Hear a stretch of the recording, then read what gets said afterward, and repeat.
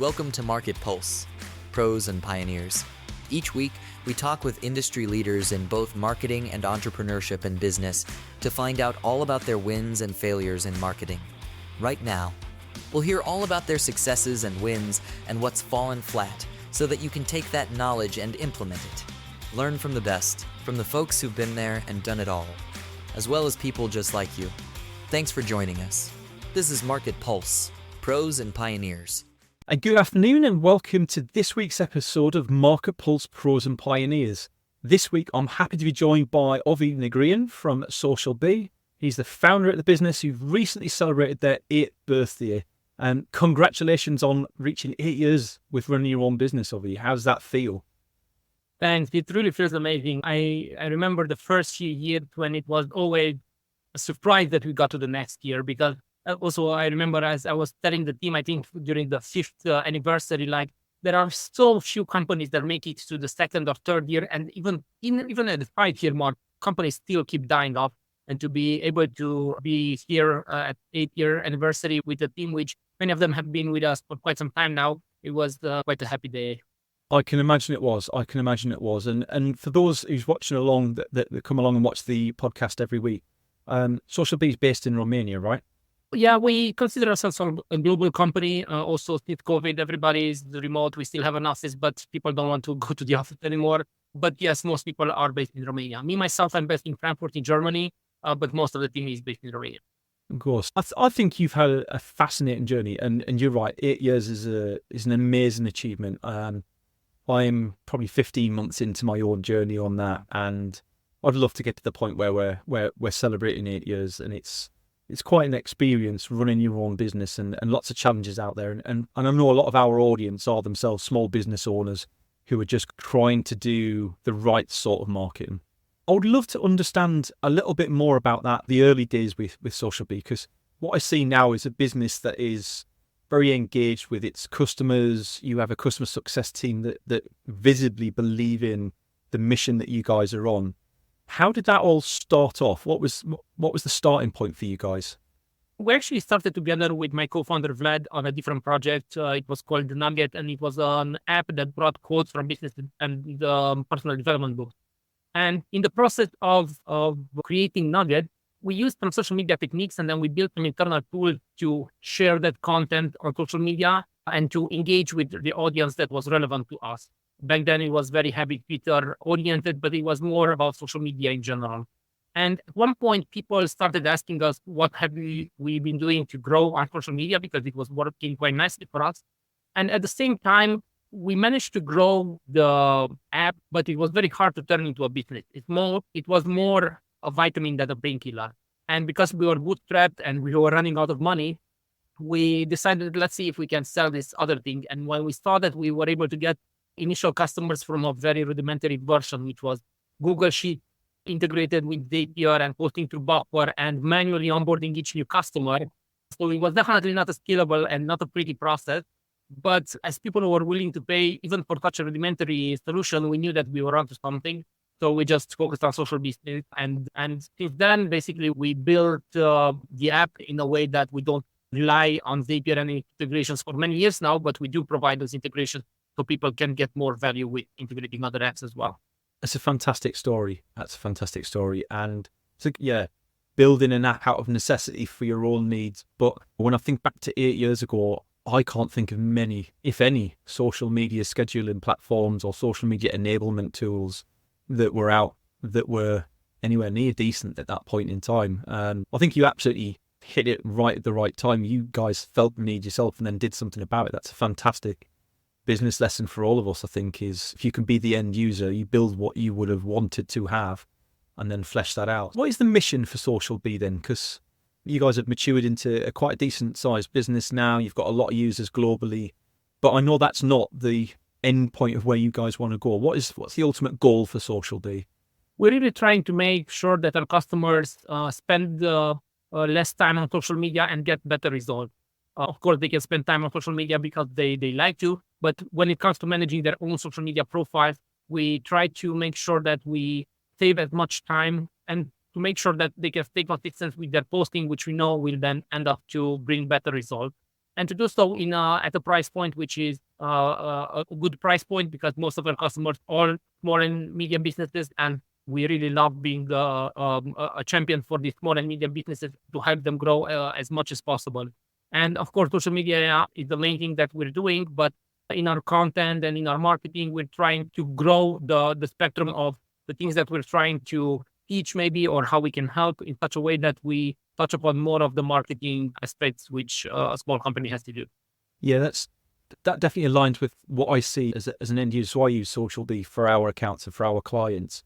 And I definitely see that from our side of things, is that you guys, because you're focused on that mission of helping small businesses get to scale up their social media campaign, I think you can see that because you guys it's not just a tool anymore, it's the training elements, the Social B University that you've got running along the side of it. It's enabling the agencies to be accredited Social B agents and supporting your customers. And so again, a lot of businesses would have gone the route of, we just want to build the tool out because the tool's great, the tool's brilliant. But I think it's great to see that you guys have moved beyond that boundary, and I'm sure that was really complex to do, move beyond that boundary to offer that additional support because it supports your mission of working with entrepreneurs.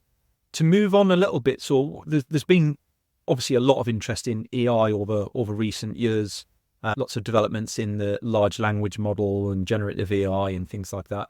And I noticed that you guys dipped into it a little bit, but didn't go crazy with it. It felt very intentional when you did move into it.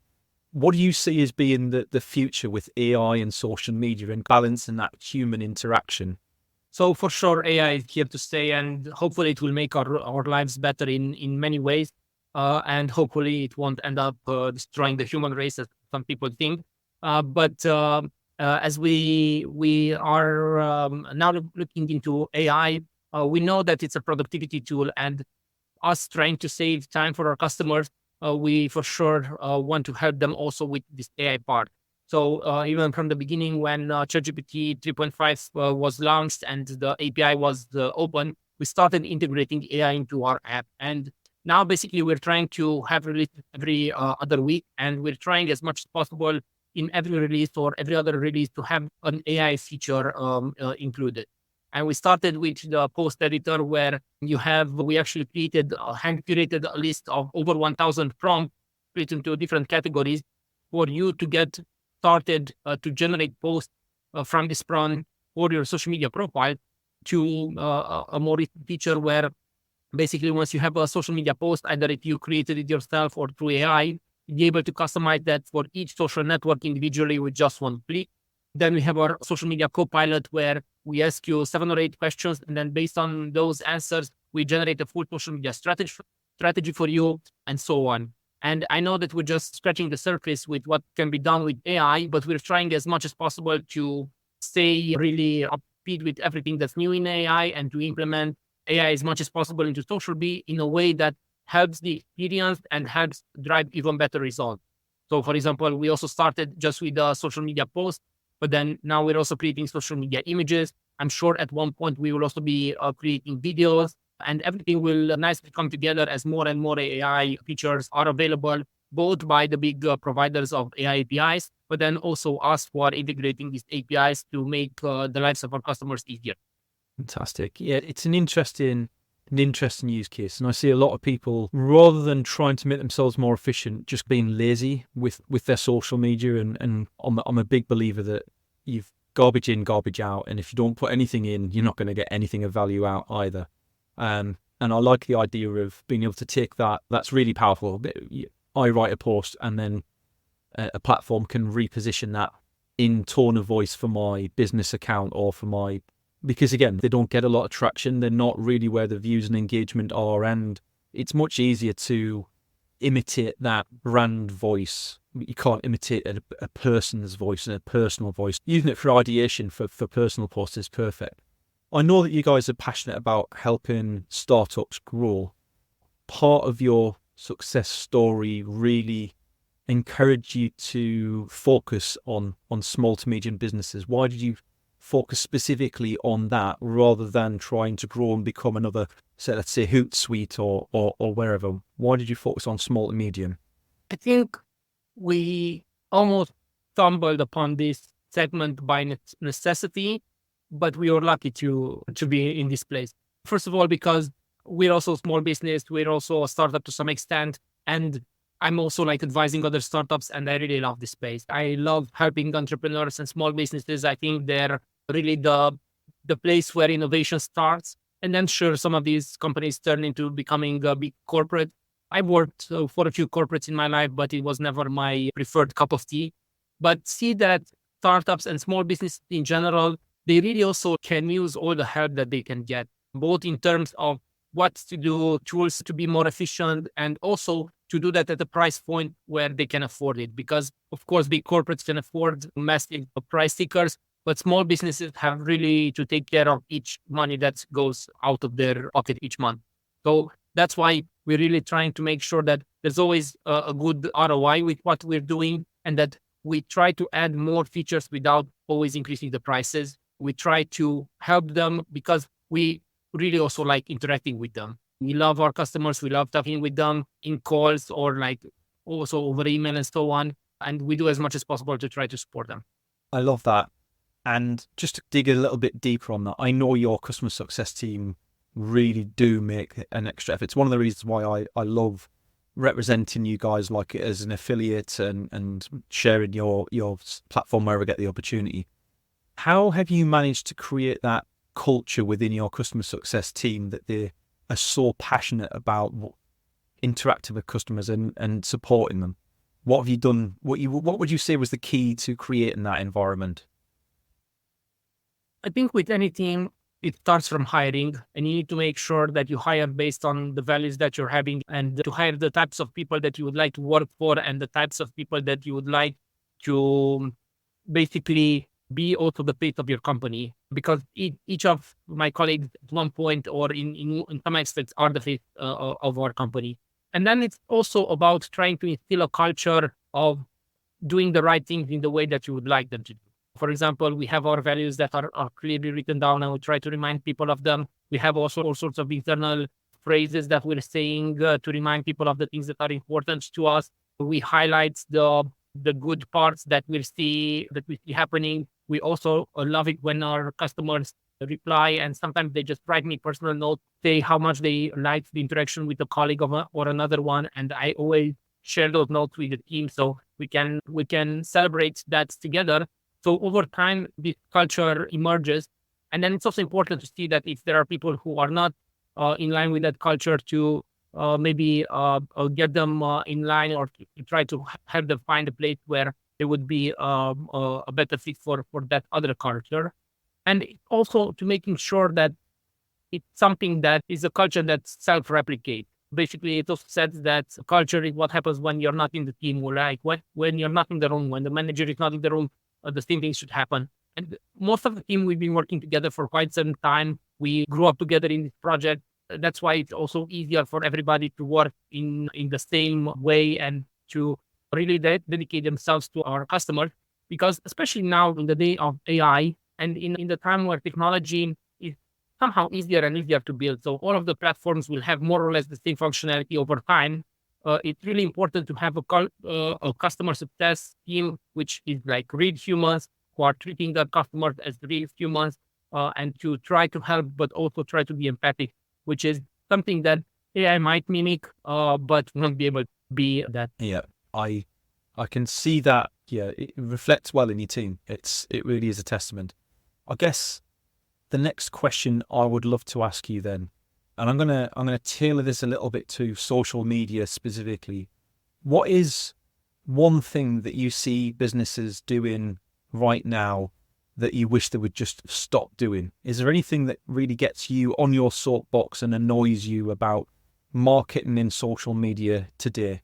I think the thing that you also mentioned, the fact that companies are churning out posts, like lots of them, just because it's easy to, especially nowadays with a very quick AI prompt, and then they just blast those across their social profiles without adding more thoughts to it. Just like you said, garbage in, garbage out, which then will mean that they won't have engagement. They won't have anybody who gets to understand that brand a bit more. Because marketing in general is also about getting people to know and trust you, so then they can eventually buy your product or service from you.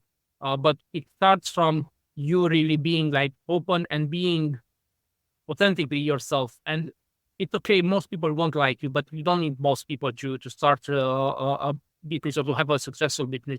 You just need to find that crowd that is really a good fit for what you're trying to offer. Perfect. It's a really good answer.